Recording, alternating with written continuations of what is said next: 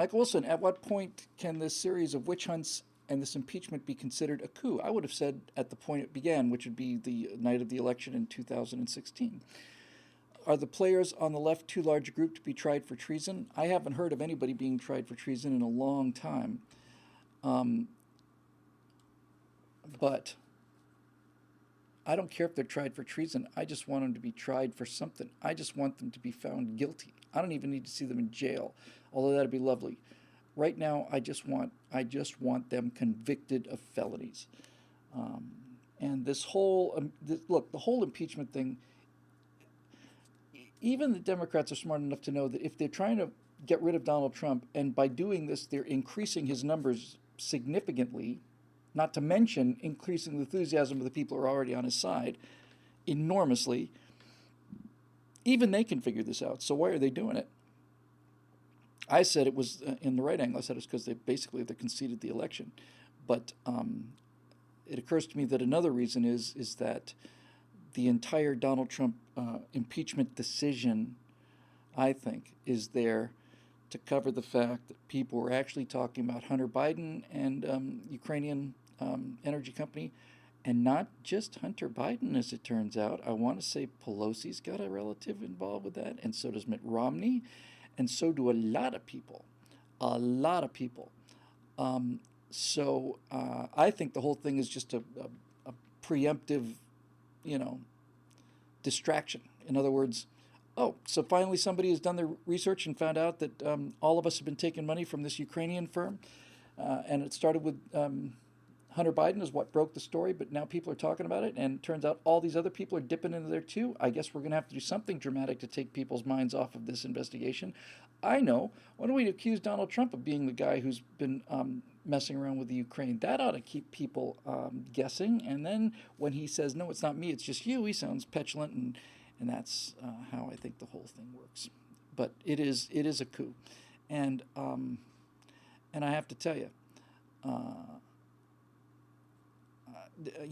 I'm feeling better and better and better about it every day, and I've been feeling pretty good about 2020 for quite a while now.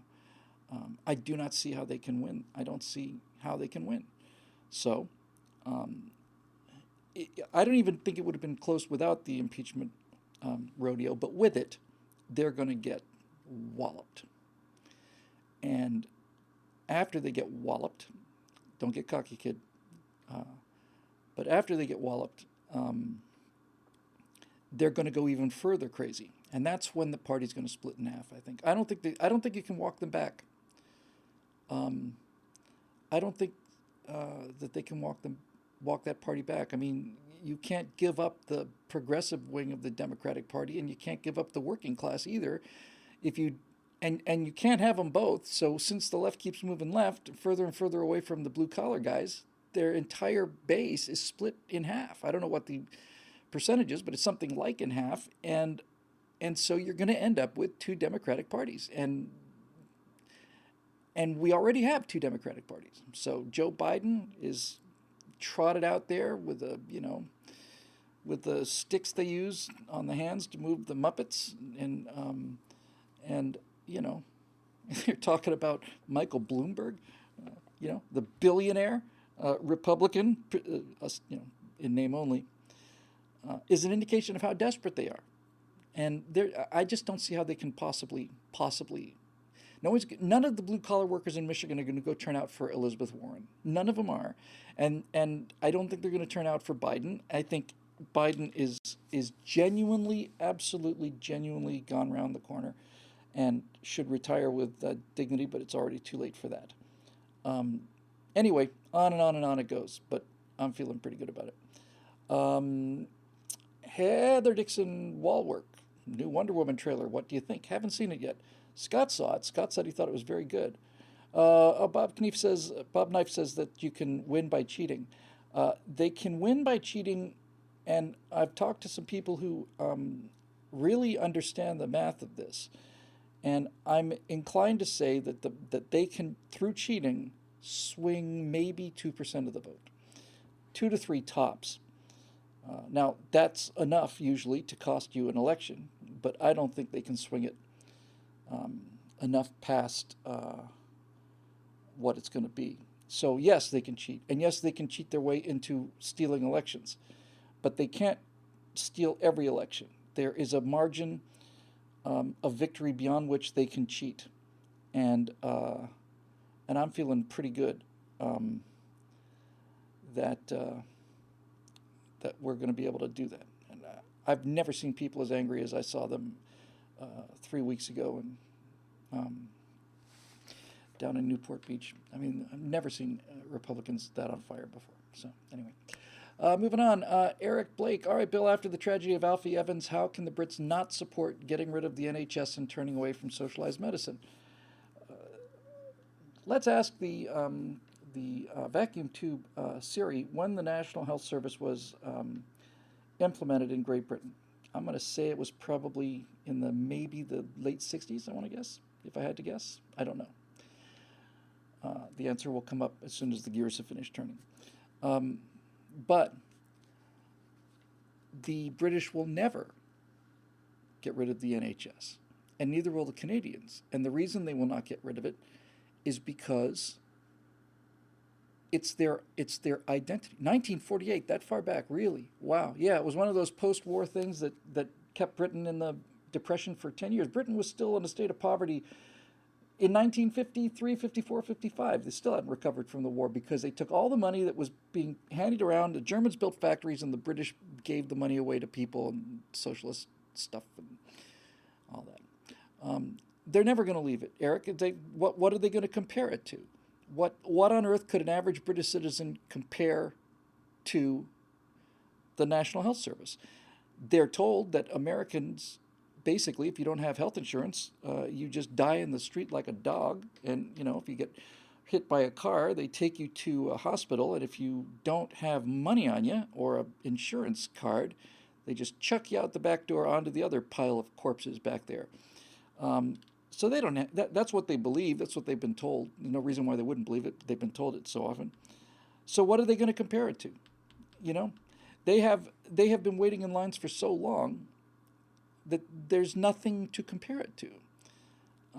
And this is the danger here, is that the danger is the new normal. So I don't think it's Mobile Moto, who I've not seen before, is just running away with this one with the live comments. He says, like Obamacare, once it's institutionalized, it's there forever. It's there forever in Britain. I don't think it's here forever in the United States. I think this concierge medicine stuff is the future. I really do. I absolutely think it's the future, and I think that's what's going to be happening in this country, especially if we get another 4 years. For those of you not familiar with it, concierge medicine is essentially where an MD, a GP, general practitioner, a doctor, you remember those from the movies, basically says, I'm going to ditch the whole insurance thing completely. I'm ditching insurance. I'm ditching Medicare. I'm not taking Medicare patients. I'm not taking insurance patients. I'm going to take 100 people, and I'm going to charge them $300 a month or whatever the number is. And I'm going to treat them for that price. They're going to prepay. It's not free, but they're going to prepay. And I'm going to treat just this 100 people, and I'm going to know them, and I'm going to be familiar with them, and it's going to be just like the old days. And then those people would also purchase stop-loss insurance, which would basically say, we're paying our monthly $200-300 or whatever for the doctor, and that's great. That takes care of 90% of what we need, or maybe even more. But if I get hit by a bus, or I get some nasty disease, then the stop-loss insurance kicks in. I get $200,000, and then I go pay cash for the medical care I need. So I think that's the future, and I think not only do I think that that Americans still remember what good medicine was like, but I also know that that no matter how left-wing these young people get, and how popular Bernie is, I'll tell you one thing that I am quite sure of, and that is that Americans do not like to wait in line, and they won't tolerate it. I just don't think they will. Not those kind of lines. Not the joke about NHS is if you find you're pregnant, it's a 10-month wait to see a gynecologist. So I don't see how they can get rid of it. It's part of their cultural identity. It's something they cling to. It's like guns almost, you know. Um, Stout says, heck, they tolerated it at the DMV. That's true enough. Although there are now private agencies that will do most of your DMV stuff for you. You just pay them an extra $15 or something, and they get somebody to stand in line, and they get your registration for you, and happy days. I'm out $15. They're out 4 hours of their lives, and that's awesome. And by the way, the DMV thing is what, once every 10 years for a driver's license, I want to say. Same thing for jury duty. That's not the same as this. Um, so that's that.